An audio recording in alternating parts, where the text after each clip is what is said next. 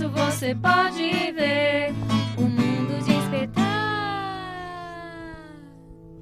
pra você.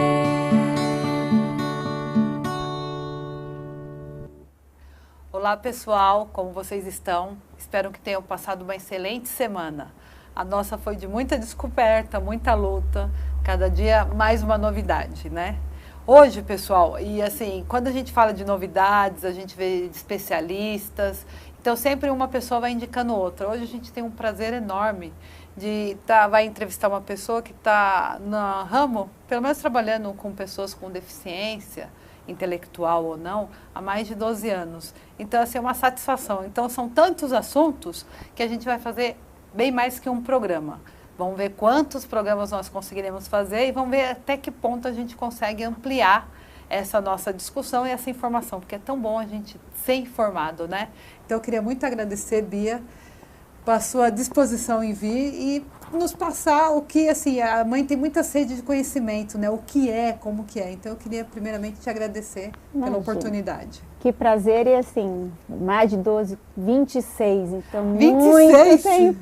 É bom nem contar muito tempo, né? Mas... Que aí a gente entrega a idade, né? Ai, com certeza, mas já na faculdade eu gostei muito, eu fiz um estágio na área, então depois que me formei... E você fez psicologia? Eu fiz psicologia, depois fiz psicodrama, psicopedagogia e aí neuropsicologia. Psicodrama? Psicodrama. O que é o psicodrama? Psicodrama é uma linha, uma técnica, na realidade é uma linha, como tem a psicanálise, Jung, que você trabalha com técnicas de teatro.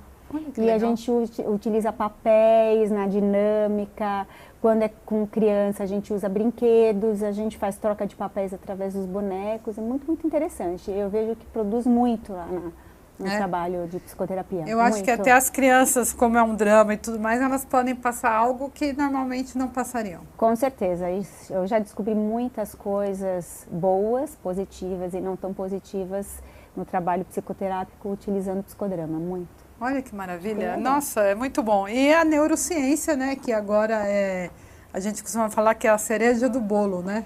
Complementou demais o meu trabalho, principalmente nas avaliações, quando a gente tem que fazer algum diagnóstico. Muitas vezes as pessoas pensam que alguma síndrome, alguma deficiência intelectual tem algum desenvolvimento maior ou menor, e a neuropsicologia ajudou muito na avaliação de memória, atenção, tudo isso. Olha, pessoal, estou falando para vocês, é um assunto muito amplo, mas primeiramente, e assim, a gente estava conversando, né, e eu queria agradecer primeiro a Tatiana por ela ter indicado, né, mas a gente estava conversando o que nós vamos falar, quais são os temas, sendo que é um assunto tão vasto, né, e nós estávamos falando do tripé, né, mas antes do tripé é o momento da notícia, né, que eu acho que para muita gente é um momento assim marcante, né? A gente só quem viveu o momento sabe explicar o que é, né?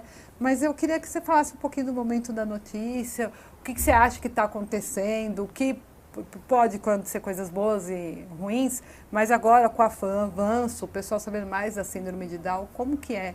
Como que você fala desse momento? A informação é tudo, então o que eu percebo é que quanto mais as pessoas vão tendo informação, vai melhorando a questão do preconceito e o receber a notícia, mas muitas vezes eu percebo que ainda, principalmente no momento da notícia, a forma como é passada a notícia para a família, em alguns casos, continua bem difícil. Então, por exemplo, falando que não vai andar, que não vai falar, que não vai ter um desenvolvimento adequado, ou sugerindo algumas coisas que a gente sabe que não são adequadas, ou dizendo mesmo que a criança não vai conseguir fazer. Isso na prática a gente vê que não é bem assim. A gente vai falar do tripé daqui a pouquinho, mas é muito importante olhar o potencial. E o momento da notícia pode acontecer, como aconteceu com a Sofia, durante a gestação, ou pode acontecer no momento do nascimento. Então, muitas vezes durante o parto, já o médico ou as enfermeiras percebem. Às vezes acontece alguns cochichos, às vezes, na grande maioria das vezes, é contado para o pai, e o pai tem que conversar com a mãe, né? O ideal é estar o médico conversando com o pai, a mãe e a família que estiver presente, não ser logo que acontece, logo ao nascimento, esperar pelo menos umas 24 horas para a mãe ficar mais tranquila, passar anestesia e aí conversar. Não é um momento, se a mãe não está sabendo, se a família não está sabendo antes, que normalmente é um susto. Existe aquele texto que a gente fala do Bem-vindo à Holanda. Então, não sei se todo mundo conhece, mas é um texto como se você fosse viajar para um lugar dos sonhos, né? Então, por exemplo, a Holanda. Só que quando o avião aterriza... O texto vai viajar para a Itália, né? Que para a Itália, é verdade, exatamente. A Itália, exatamente. Porque a Itália é muito exatamente. chique, né? Tem... Isso, estão indo para a Itália, compraram mapas... Vai passar por naquelas gôndolas, aquele passeio maravilhoso. Só que na hora que aterriza na Holanda. E a Holanda tem as tulipas, tem grandes pintores, só que a família... Os moinhos de vento, né? Só que a família se foca, ou a pessoa que está viajando se foca, o meu desejo era estar na Itália. Né? E não para ver o quanto que a Holanda também tem coisas positivas, né? E é bem por aí. É uma coisa que eu trabalho numa instituição, né, de ensino. Aliás, eu trabalho em 2 instituições de ensino, mas uma delas nós temos o curso de enfermagem, né? E uma das coisas, e também esses dias eu até entrei em contato com um hospital local, que ia ser a Semana da Enfermagem. Eu falei assim, por que não falar do momento da notícia? Talvez muitos médicos, eu já sei de casos que enfermeiras que foram dar a notícia, nem o médico foi. Sim. Então, por que não falar de uma coisa tão sensível? Talvez para o pessoal da área da saúde seja mais um acontecimento, uma ocorrência. Alguns até veem como um problema, mas para a pessoa é a vida dela, né? O que eu reparo muitas vezes é que o médico, como ele já está acostumado, ele vai conversando com a família como se fosse uma coisa natural. E o que a gente ouve muitas vezes é que falou que tem a síndrome de Down, a família já não ouve mais. Então, muitas vezes a enfermeira já tem esse tato, na grande maioria das situações, e ela consegue conversar um pouco melhor. Mas, vi de tudo já. Enfermeiras cochichando, o médico falando de uma forma positiva, o médico falando de uma forma não tão positiva. Porque a gente tem que olhar também do outro lado como a família reage. Né? E muitas vezes o médico e a própria enfermeira não se dá conta, né? Nós tivemos algumas mães aqui, por exemplo, a Ana Lúcia. Ela disse que ela teve o Matheus e não percebeu nada e foi um parto complicado. E aí os médicos esperaram o pai sair e aí deram a notícia para ela. Só que aí cabia a ela dar a notícia ao marido. Então você imagina, a pessoa está sensível, um parto complicado e ainda você ser a portadora da notícia. Que claro, um pai, ainda um filho homem, eu acho que, né, tantos... E a gente fala, né, não é que não vai acontecer, só que não vai acontecer da forma talvez que a pessoa desejasse, né? A gente lida com o tempo, né? O tempo de cada pessoa. Isso não é só com a síndrome de Down. Né? E muitas vezes a síndrome de Down escancara isso. Que a criança, ela tem o tempo. E em algumas situações, o tempo vai se estender um pouco mais. Né? Eu percebo quando bebê que cada vez mais eles estão muito estimulados e esse tempo está um pouco mais curto. Mas à medida que vai crescendo, que tem escola, esse tempo vai ficando um pouco mais espaçado e aí dá uma angústia, os pais falam, o que eu posso fazer? Mas essa questão do pai e da mãe é uma coisa muito presente. Né? Eu tinha um grupo de pais que davam suporte em hospitais, maternidades, isso ainda existe, e um pai não aceitou. Ele ficou mais de uma semana sem ver o filho, ele estava acho que na UTI, ele não ia, e ele estava passando uma hora e a enfermeira puxou o pai e falou, olha, é seu filho, vem aqui, e colocou o filho literalmente no colo do pai. O menino estava na UTI, estava com uma série de probleminhas. Na hora que ele pegou, no outro dia ele saiu da UTI, ele foi para o quarto, o progresso do menino, e ele falava, eu não vou poder brincar, jogar futebol com ele era de um time, falava, ele não vai ser desse time, como é que vai ser? E à medida que o menino foi crescendo, a primeira coisa que o menino fez foi cantar um hino do time dele. Então, hoje ele é um pai apoio. Então, toda a dificuldade que ele tem, ele passa para os pais. Então, foi muito, muito legal isso. Pessoal, e a gente percebe, né, tá falando de time, e vocês que nos acompanham sabem como nós somos corintianos, né? E como o Anderson, na minha barriga, sabendo que a Sofia teria síndrome de Down, cantava o hino, né? E hoje o Anderson leva a Sofia em alguns jogos, claro que a gente não leva em todos, né? E nem tem condição, mas como realmente é isso, né? E parece que talvez a criança sabendo que goste tanto, ou o pai repetindo tanto, né? Que é um companheiro, né? Eu acho que fica aquele estigma de que não vai conseguir e, nossa, só quem tem o filho, né, ou a instituição que trabalha, que vê o quanto eles são, nossa, a gente está indo, eles estão voltando, eles são muito espertos, eles pegam todo o ponto fraco da família. Eu digo que a diferença não existe, então as aprontações, as coisas positivas também, o carinho, não tem diferença. O que a gente vai vendo a diferença é no tempo da criança. Olha, falando a gente vai falar do tripé, mas falando em ponto fraco, você tocou num ponto maravilhoso. O que acontece? Como eles são espertos, né? Por exemplo, a Sofia. A Sofia já percebeu que quando ela faz alguma coisa errada, e claro que ela vai levar bronca, ela vai ficar de castigo e tudo mais, mas a primeira coisa quando ela leva bronca, ela fala, mamãe, te amo. Então eu acho que em algum momento, quando ela ia levar alguma bronca, ela falou te amo e ela pegou a pessoa desprevenida, que agora quando ela já faz, antes ela fala, mamãe, te amo, papai, te amo. Como é isso, né?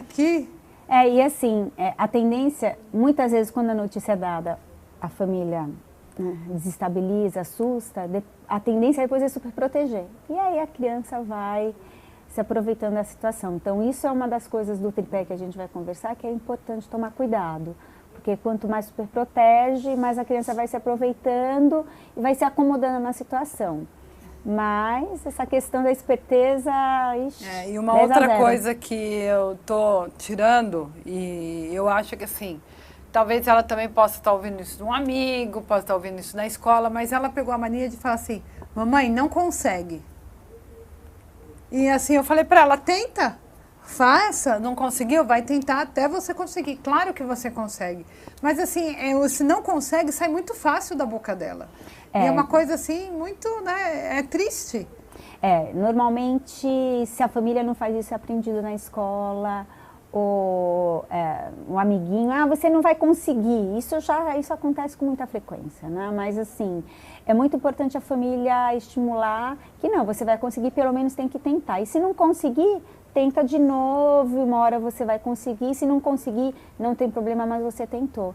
É muito importante essa estimulação, porque senão, como é que ele vai ter esse modelo de imitar?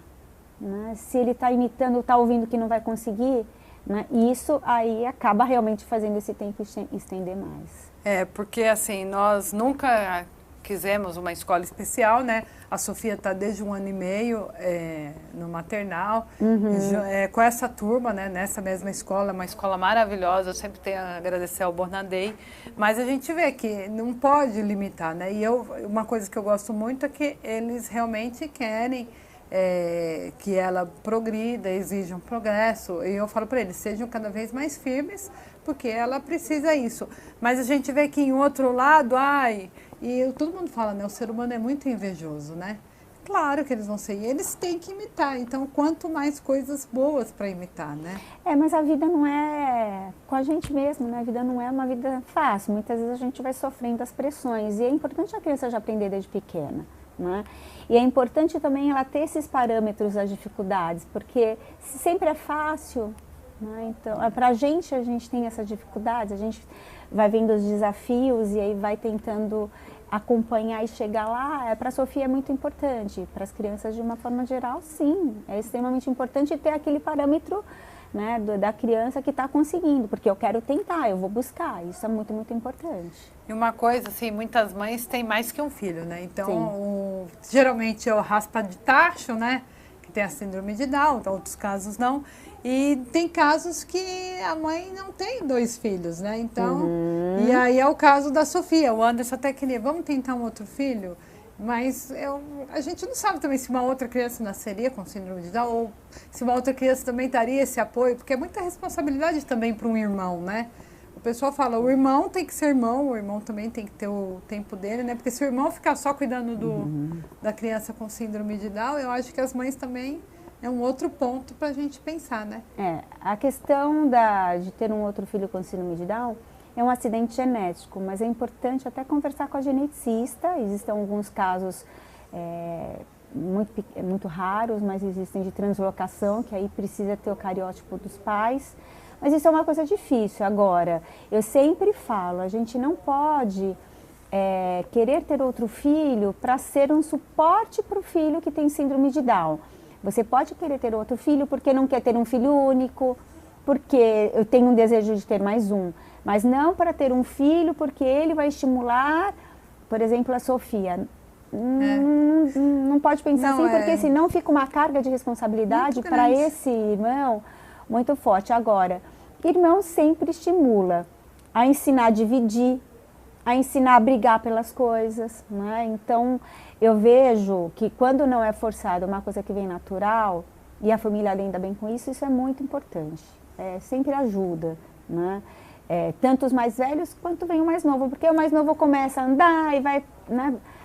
Então a criança com síndrome de Down acaba querendo também buscar, né? E vai se espelhando, né? Como você falou da inveja, né? Pessoal, eu ganhei de presente, a gente está até falando, talvez algumas coisas vão ser remodeladas, né? Mas eu acho que seria legal também a gente falar para os pais, né?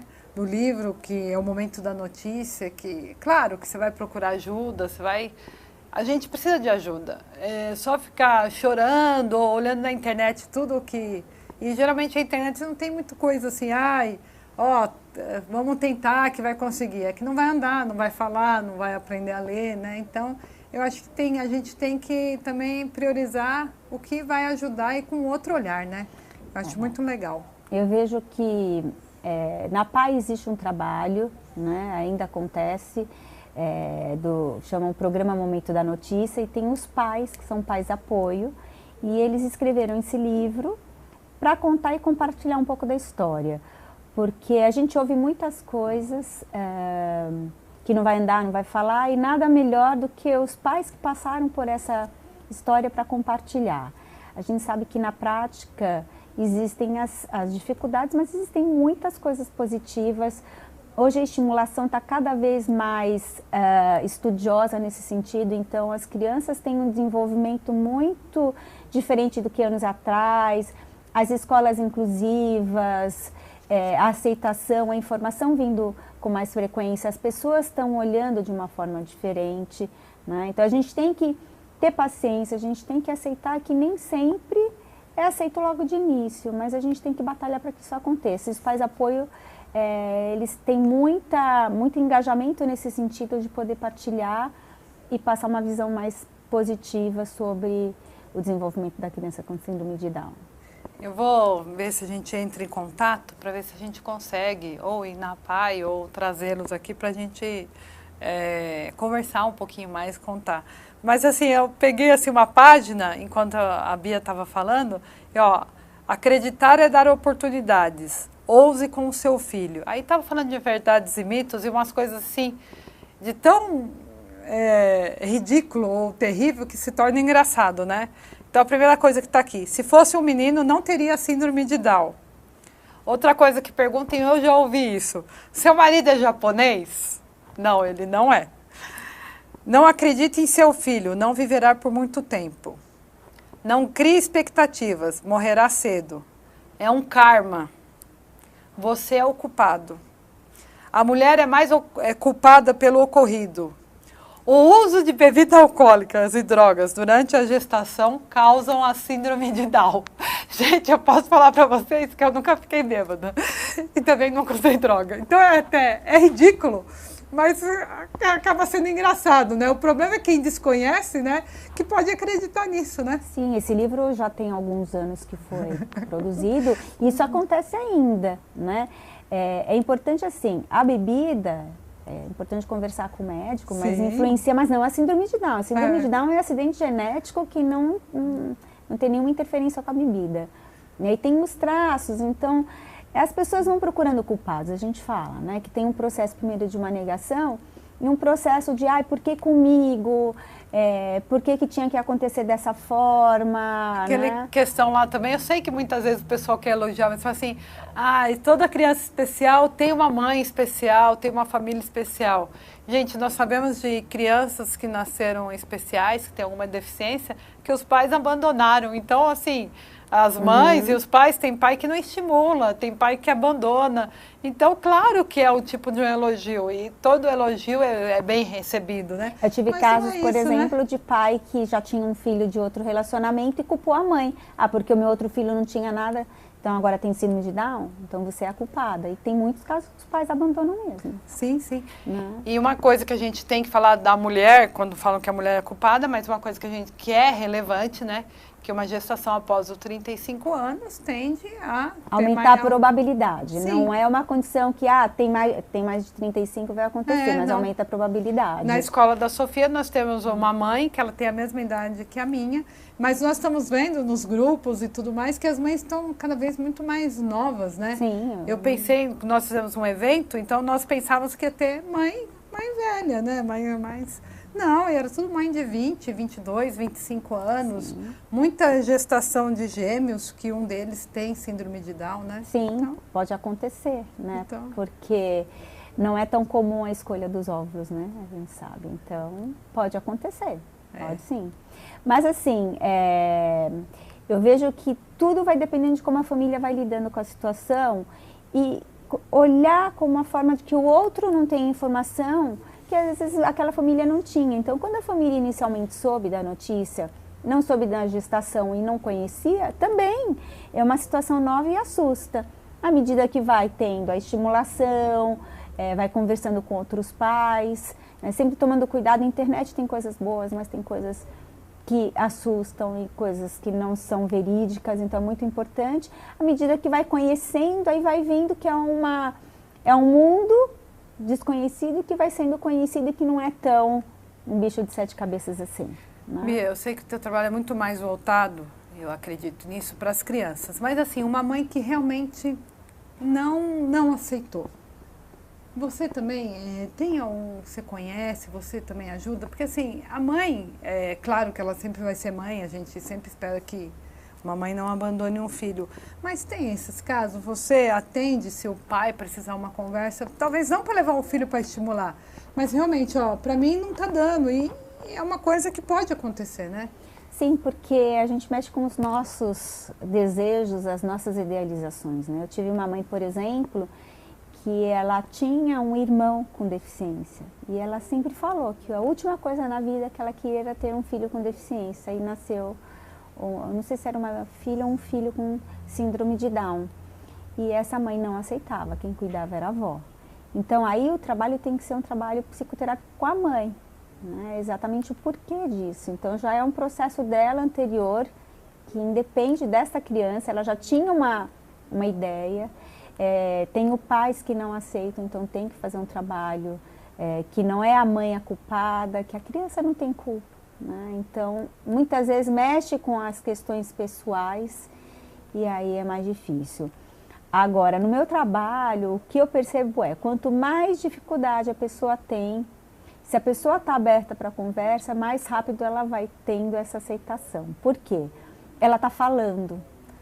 O mais difícil é quando a mãe fala, não, está tudo bem, eu aceito. Eu tive casos de mães que davam banho gelado, que não cuidavam da criança, mas estava tudo bem. Então, quando a mãe, quando eu falo mãe, eu estou falando da família também, coloca a dificuldade, é mais fácil a gente poder conversar e poder chegar nessa família. Eu tive um caso de uma mãe que não aceitava, ela era da área da educação, então ela falava, eu já conheci toda essa conversa, esse blá blá blá. Ela falava literalmente assim. E a menina, à medida que a menina ia sendo estimulada e se desenvolvendo, ela foi conversando mais sobre o assunto, até que ela chegou com um livro, que é um livro da Eva Furnari que chama Nós. Era uma criança que cada vez que acontecia uma coisa, ela fazia um nó. nó no dedo, nó no nariz, e à medida que essa menina conheceu um amiguinho que falava sobre as coisas que não gostava, e ela foi também falando, os nós iam se desfazendo.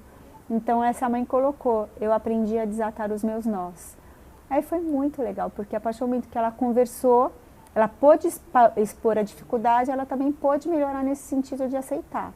Então eu digo que é um pouco mais fácil a gente entrar nesta família e conversar quando a família expõe o que está acontecendo. Quando não, a gente não sabe o que está acontecendo na realidade. Então às vezes tem o cuidado que não é adequado, a criança que não vai desenvolvendo e a gente não sabe por que quando vai ver a família que não está cuidando. Entendi, porque nossos filhos são saudáveis, nossos filhos podem, vai ter uma limitação, a gente não sabe aonde, mas precisa de muito mais cuidado, né? Porque até a própria resistência não é a mesma, né? Sim, a hipotonia, né? A musculatura que é um pouco mais flácida, isso demora um pouquinho para ir adquirindo alguma força. Então é importante a estimulação, a fisioterapia, a fono, a terapia ocupacional para estimular nesse sentido. Mas a criança também vai mostrando para a gente o quanto ela vai caminhar, né, no sentido de desenvolvimento ou não. A criança também tem que mostrar para a gente, e ela mostra, mas a gente tem que aprender a respeitar o tempo, mas ao mesmo tempo estimular esse caminhar, né, esse tempo caminhar, senão a criança se acomoda, aí demora mais. Entendi. Pessoal, ainda bem que nós vamos ter vários programas, porque nós nem chegamos no tripé. Pois é, né? E já estamos terminando o primeiro programa. Assim, pessoal, eu acho assim, é tão importante, eu vejo a Bia falando, e aí você começa a reviver todos os momentos que você passa coisas que vai te marcar sempre, coisas boas. E eu queria, então, para a gente encerrar esse programa, depois eu vou falar um pouquinho de preconceito e tudo mais, mas uma mãe que soube agora, Bia, uma família que soube agora. Além de chorar bastante, que ela vai chorar, e é bom chorar, não é ruim chorar. O que você indicaria?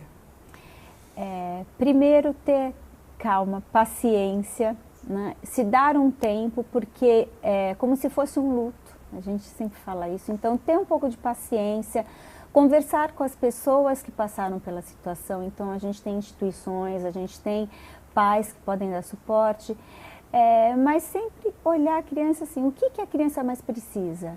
Né? O que a criança busca? Ser feliz. Nós buscamos a felicidade. Então, o que é importante? Dar o carinho, dar esta felicidade, dar condições para a criança poder se desenvolver.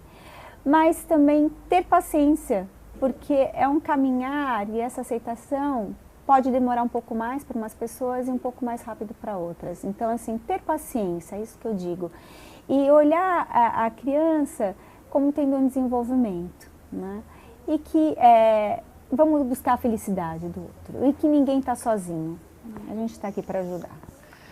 Olha, com essa mensagem tão linda, eu só posso falar para vocês, sejam felizes, unidos, cuidando dos nossos bebês, das nossas crianças, dos nossos jovens e adolescentes.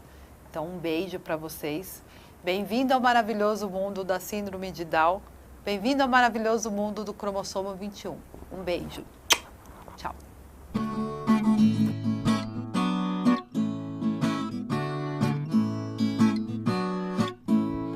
Eu vim para encantar você.